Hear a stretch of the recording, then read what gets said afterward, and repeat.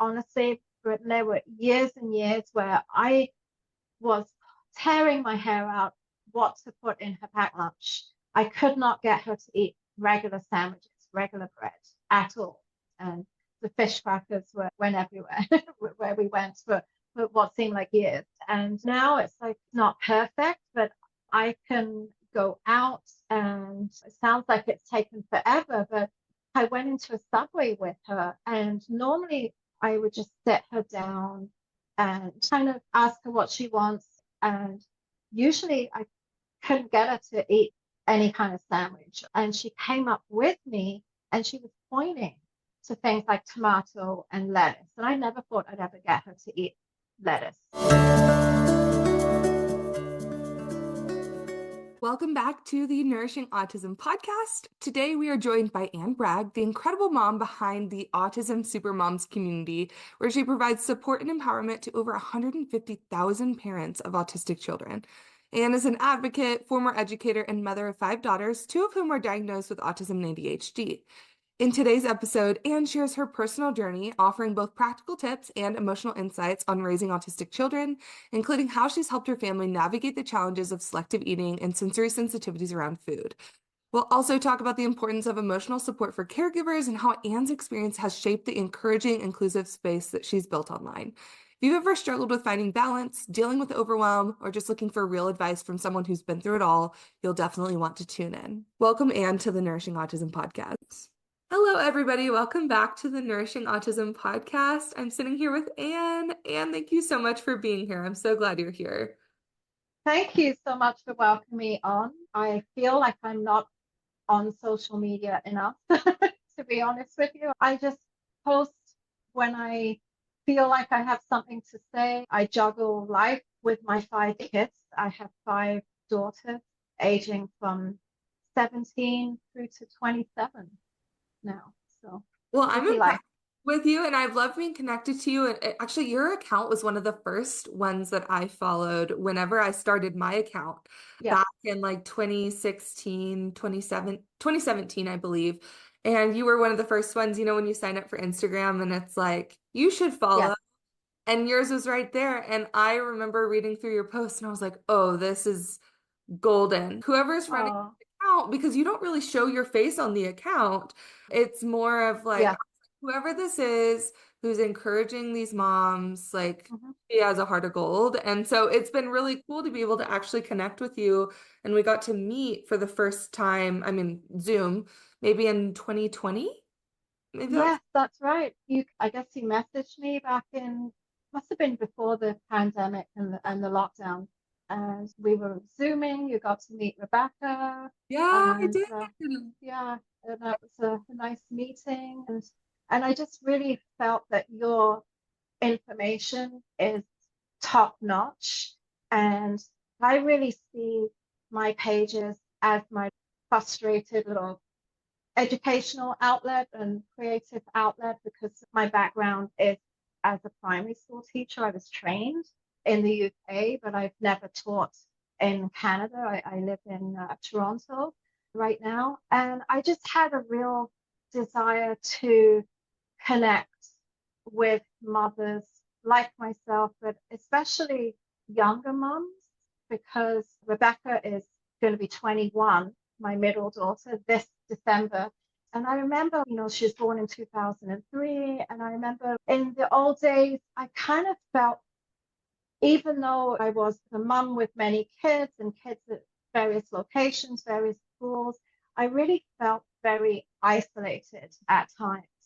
And I really wanted to sort of have something to reach out and offer a little bit of a educational sort of sharing reputable knowledge. Also, I honestly believe 100% that emotional support is totally transformative for caregiving mums and dads and grandmas and everyone else who's sort of dealing with it day in, day out. And I feel that we're really stronger together, and we're all dealing with maybe different challenges, different journeys, but a lot of things still that bind us and that we have in common. And I'm sure even at like yourself, having your passion and your career all sort of wrapped up into supporting families. Like you have the experience of being a sibling and sort of day in, day out, you witnessed a lot of the challenges and a lot of the issues. So your work is a huge gift to families because you're steering them in the right direction with support.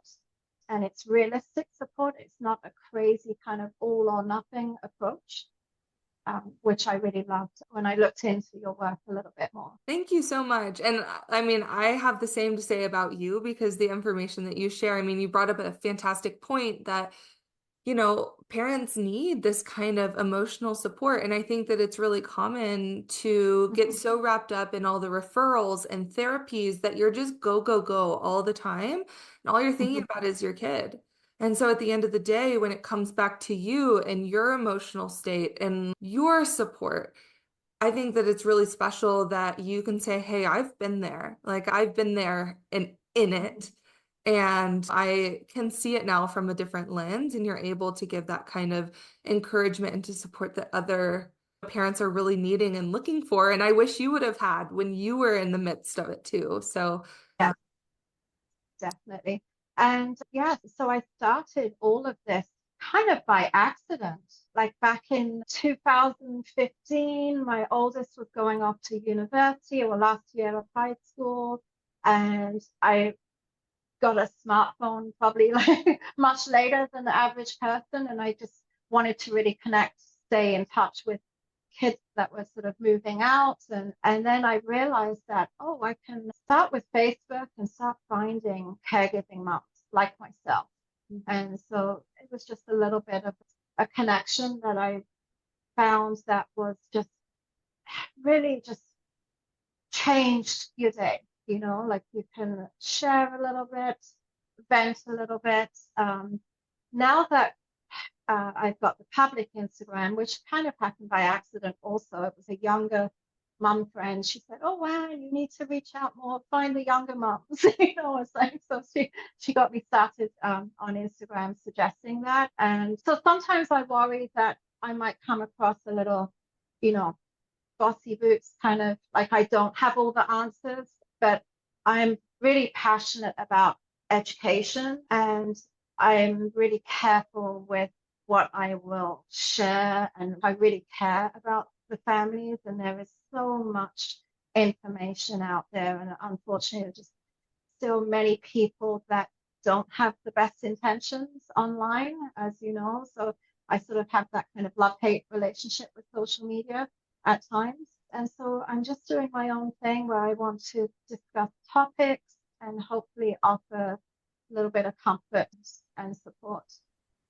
I think you do a great job with it. Like you said, I mean, I have a love-hate with social media too, and it's such a great tool to be able to share so much information. Yeah.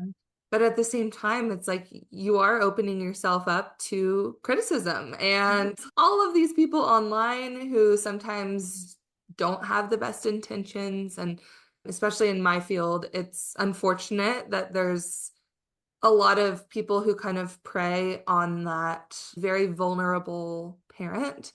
And so that makes me really sad to see some of that. And so it's filtering through who is a genuine person who's there trying to help, that genuinely cares. And I think there's a network of people who kind of just naturally come together and are able to see like, okay, this person is genuinely, caring about the parents and the kids. And so that's what I've always gotten from you. So it was really cool to be able to connect. I was like, okay, here it is. It's fun when you meet those people and you're like, okay, here's the people I'm looking for on social media to connect and really be connected with. Well, thanks so much for sharing that. I would love to hear your personal story. And you and I have connected in the past about how nutrition was also a struggle for your family. Would you mind sharing that a little bit and where you started and then where you are right now with nutrition? Well, basically with my middle daughter, Rebecca, it started out with a lot of very limited foods, I guess, like the blonde foods or the beige foods. Rebecca is very social, very spunky. She's very much hyperactive and sensory seeking. So she's that kid who sort of would be moving non-stop, moving quickly, bouncing off the walls a little bit of the sensory processing differences come into part as well. And just really wanting crackers and a lot of carbohydrates, very sort of limited, basic. And so it was a very long journey in terms of expanding the diet. And what I didn't know back then, and of course, she was diagnosed with autism at age 3 and 2 months. Before that, she was sort of categorized as having global developmental delay. I guess they were waiting for her to hit more milestones and see how she would do with walking. Like she was very late walking, didn't really babble much, very late talking, and minimally verbal today, but she's definitely a young adult who knows what she likes and has the functional language and likes to make decisions over her life. And so like the younger years were really tough because you were dealing not just with someone who's really driven by issues with ADHD. So you had a child that you were sort of trying to slow them down with the eating, not chewing food, like being a kind of choking hazard risk. And I spent a lot of time sort of following her around with little bowls of pasta and things like that, just to make sure that she did eat appropriately. We had years and years, I think, when it was almost impossible to get her to sit for what seemed like more than 2 minutes at the dining room table with siblings. But the other struggles, I would say, is difficulty falling asleep, staying asleep, definitely a wandering brisk and a lack of safety awareness in every respect. And then gut health issues, a lot of really grainy, sludgy poops, if I'm allowed to say that. And yeah, a lot we of talk about poop freely here. It's such a huge part of my yeah. So yeah, I'm not scared to say, tell it how it is. Very difficult years in terms of the contrast of dealing with one extreme to the next, and dealing with constipation issues as well, struggling to drink enough water and other things like that. And I think, honestly, for a long time there, the only vegetable she would really eat would be corn. Mm-hmm. And I started with that. I remember her being a little toddler up in the high chair, and I would involve her with trying to do basic food prep. And I noticed also that, I guess, like sensory processing differences, I didn't realize until I had a child like her that there's a lot more involved with eating and nourishing yourself than taste and flavor. I really had very limited knowledge about the sensory processing differences. And what I noticed with someone like Rebecca is I could actually get her to eat basic little yogurts. And I started with freezing them. So little, putting like little raspberry flavored or strawberry flavored, and I'd find a hot day, we're all in the backyard, and we're just going to have little popsicles. And so I did a lot of that, and it wasn't always homemade. At times it would be just me getting the plastic sticks and just putting them in the little kid yogurt. And so that was how I started getting her more interested in eating fruit, and had some success with that. And now today, I got to say, we're kind of at a stage where berries are her thing. She loves to shop for berries. I've worked really hard on trying to manage the environment when I take her out in the community. Although she's very extroverted, there are supermarkets that are way too huge, too overwhelming. She can't really walk distances. And sometimes I use a special stroller if I have to control her safety and deal with difficulties with transitions. But I remember in the early years, what really helped me as well was sitting at the dining room table and doing activities with her that involved flyers. It drove me a little insane because I have a lot of flyers on the table, but I taught her how to use scissors, and we'd make visual shopping lists. Very basic. And obviously we went through phases where I'd hear the verbal stimming for Pepsi and all these things that I didn't really want to purchase, but that wasn't the point. The point is we had a little cardboard cereal box, side of a cereal box, and we had glued like a few little things from a flyer, and this is like, offer some kind of predictability. And I noticed early on that she was just such a visual person. And so I started with the visual side of things and just keeping everything shopping small and trying to find places where the things that are really distracting aren't right at the entrance of the store. There are a lot of stores where I live where the cakes and all of that is really near the entrance. It's like, and I was finding different stores that are smaller where the berries would be the first thing you would see, and focus on that and just do one zone at a time so that you don't have a situation where she's too overwhelmed. So there's a lot. I know I'm going all over the place, but it was traveling a lot. And in the early days, it was like seeing a naturopathic doctor, because I noticed she would get a lot of frequent runny noses and a lot of rashes. And it was really, really a problem at certain points. And we discovered that there's lactose intolerance. And so we went through, in those days, it was like rice milk, and it was, supplementing. And I feel that's another message too. Supplementation isn't a bad thing if it's necessary. It is what the word means. You're supplementing, filling in the gaps, and it's just a question of finding the right ones and the best ones.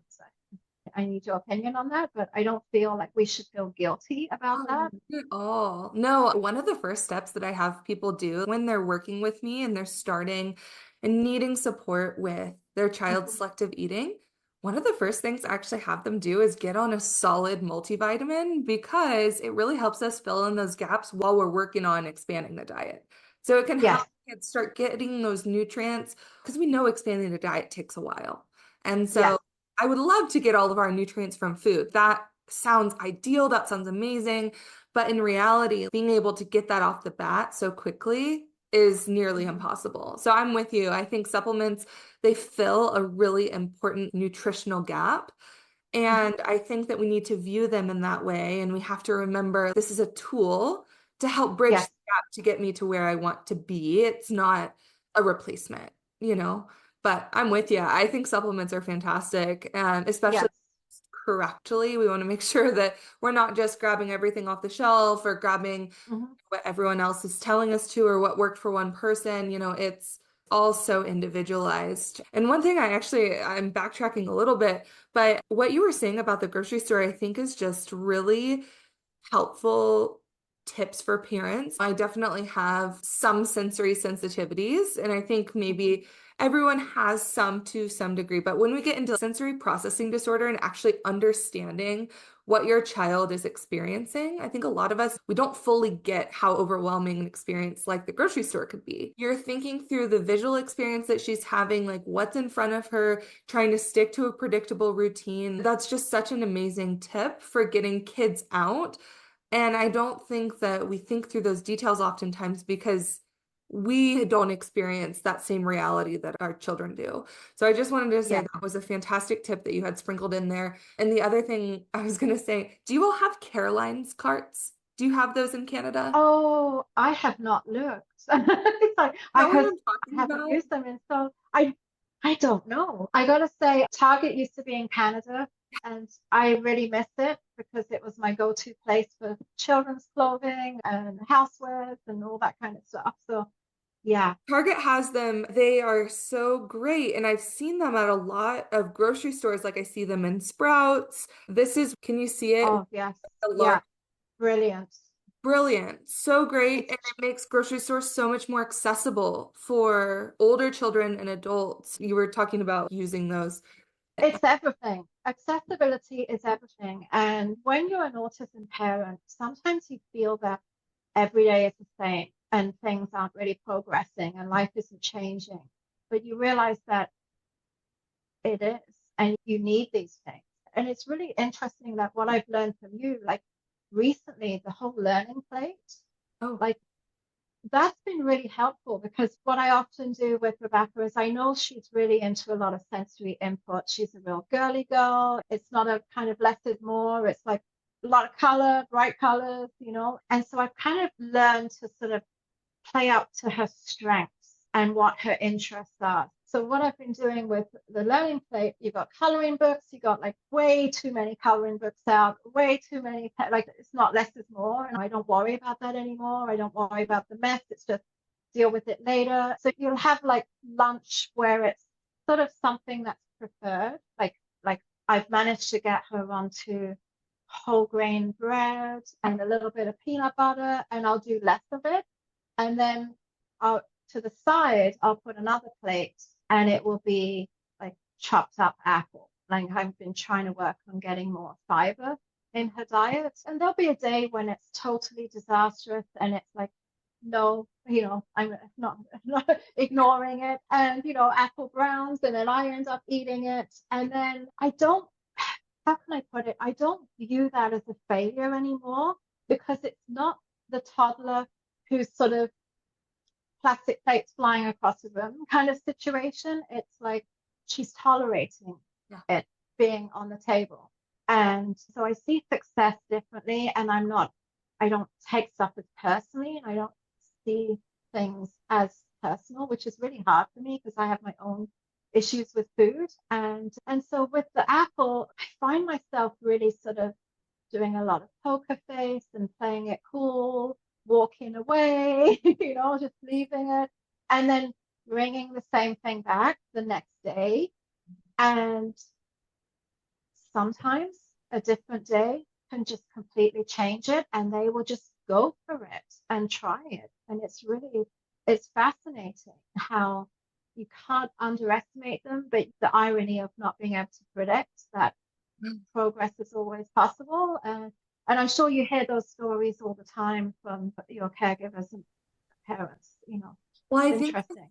it's so important because what you're doing is co-regulating with her. And so food is Yes. something that it can be really overstimulating for a lot of kids, especially, or anyone. I mean, if you see something new in front of you that doesn't feel familiar, that starts scaling up that sensory overwhelm. And so Yeah. when you, as the caregiver, are remaining calm, we're not having an emotional reaction and saying it's okay to leave it, or, that's all right. These calm responses are helping kids co-regulate. And Yes. so which is important in so many different areas of life, but especially around food, what you're doing is taking this negative initial reaction that they're having. I mean, it's this visceral response, and Yes. it's okay and it's safe. And so Yeah.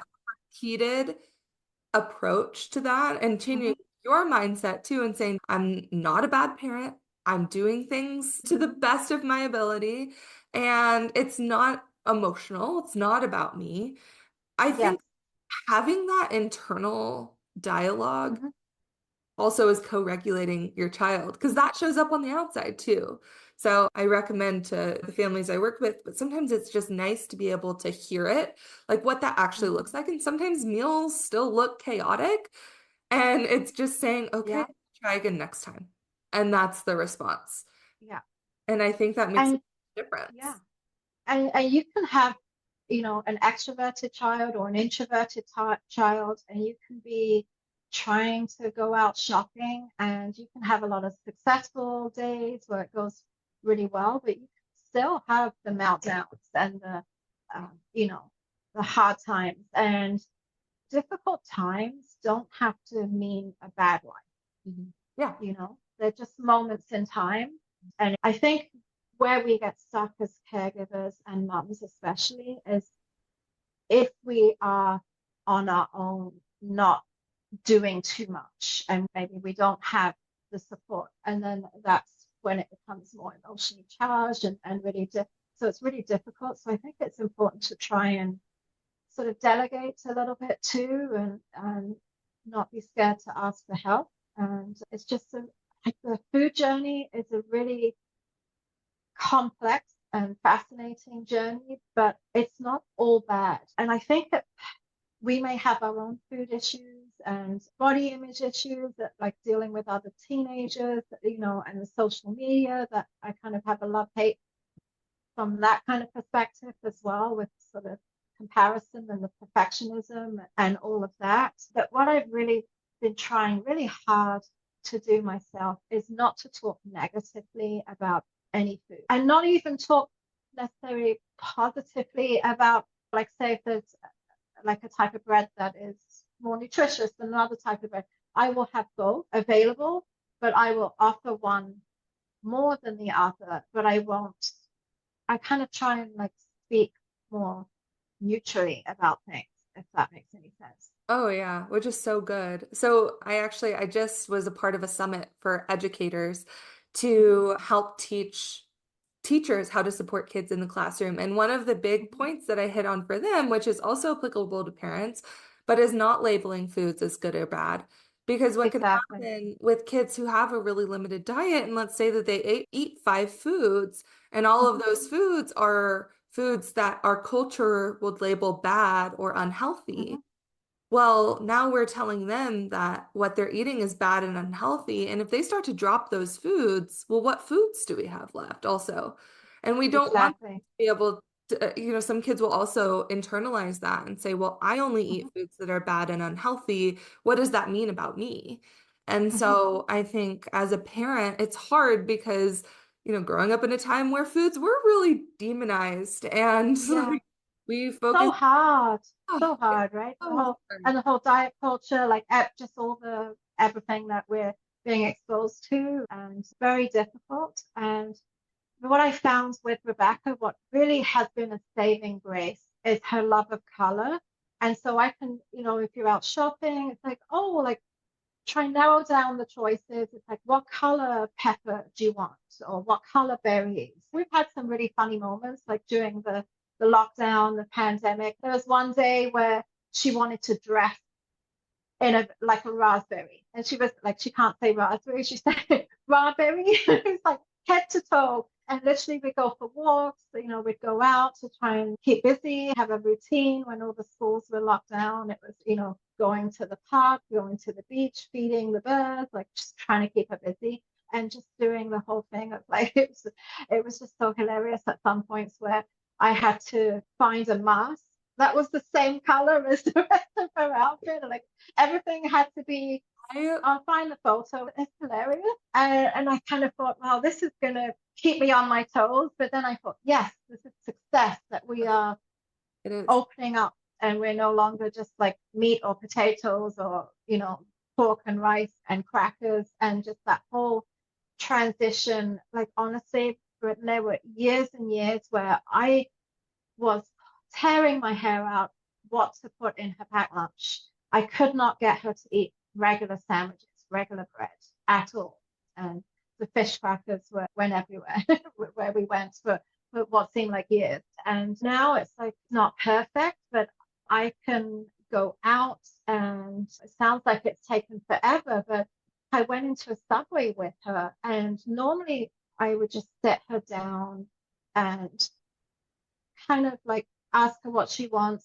And usually I couldn't get her to eat any kind of sandwich. And she came up with me and she was pointing to things like tomato and lettuce. And I never thought I'd ever get her to eat lettuce. She's getting to choose for herself too, getting Yes. the opportunity to also make her own, like, engage socially. Like, I mean, there's so many wins wrapped up in that one moment. Yeah. And it's interesting because sometimes you can get really fixed in just doing what is safest and most convenient for you, which is having her in her special stroller, sitting her very close to where I can see her, going up and ordering for her. And it's really interesting how life progresses. And we honestly were that family where it was whatever she would eat, in the early days. And it was like chicken nuggets and a lot of kind of over processed things. And now it's like, honestly, she'll eat anything, almost anything. I know that that's going to give so much hope to so many parents who sometimes it's hard to just see out of where you are at this exact moment and feel like Mhm. things are never going to change. This is our forever. And I think that it's Yes. really helpful to hear from parents who have been through it before and say, hey, we were there too and we made it through. And we're at Yes. a really good place now. And so I just appreciate you sharing that. And I think you and I could probably talk forever about this topic, but Yeah. I want to make sure that people know where to find you so that they can continue these kind of conversations, continue to get this empowerment and encouragement from Mhm. your site. So could you share with us where people can find Yes. you online? Oh, thank you so much for asking. So I'm Anne Bragg, and my page is Autism Super Moms. And I try and post consistently. I can't always post every single day, but I'm always trying to engage. At this point, I don't know how you feel, Brittyn. I can't answer everyone. I want to acknowledge as many people as possible, but I can't answer all the emails and direct messages. You do what you can. It's hard to keep up with all of it for sure. I was looking, yeah, you have 100, almost 130,000 followers, and it's just, Mhm. we just got to do our best to stay afloat. And I think sometimes people don't realize we're all doing social media for free. We're there because we enjoy it. We enjoy educating others. We enjoy encouraging others, but it's not like a job that you just show up to and get paid for being online for, an hour. So to be able to stay Yeah. on top of it and post and put out this free information, I mean, it's a lot. It's like a second full-time job sometimes, Yes. but I think that you do a fantastic job, and I'll be sure to link your account below. I know you do both Facebook and Instagram. Those are your Yes. main two social media. They're my main ones. Yes. I just find just having the life I have with the kids, I want to do more, but I'm not there yet in terms of balancing my life and time management. It's going to change as time goes on, but it's just the life we're in. And just as you know, like being a mom yourself and on your way to having more than one child, congratulations on that. It changes your life, and you have to really learn to balance your time. And I think we never have enough time for all the things we want to do. But I really hope that publicly, if I can primarily offer emotional support and whatever things I feel are helpful from an education standpoint. Like education is my true passion, and that's what I want to do. I want to continue working with professionals like yourself, because I feel strongly about sharing information that is helpful and not, you know, I guess, like misleading information. There's just too much information out there, and we don't have a ton of time. Absolutely. Yes, that's the truth for sure. Well, thank you so much, Anne, for being with us and talking through so many different things. I mean, you gave so many fantastic tips that I know are really going to help a lot of families. And I think that you're giving a lot of hope and encouragement too. So thank you so much Oh, for thank being you. here and spending the time with us. And thanks everyone for tuning in and listening to this episode. Yeah, take care, everyone, and I hope you all had a safe, wonderful summer. Take care. Thanks so much for joining me for another episode of Nourishing Autism. If you enjoyed this podcast, I'd love to invite you to join us inside of the Nourishing Autism Collective, an empowering and supportive community for moms of kids on the autism spectrum to get nutrition and picky eating support from me and my team of autism dietitians, access my autism nutrition library, explore hundreds of kid-friendly recipes, connect with other moms on a similar journey, and learn from top autism experts like occupational therapists, speech therapists, and more. Come join us at nourishingautism.co. Also, if you enjoyed this podcast, I'd be so grateful if you shared it with a friend and gave it a 5-star review on Apple and Spotify podcasts so I can spread the word about nutrition for autism and reach more amazing families like you. See you next time.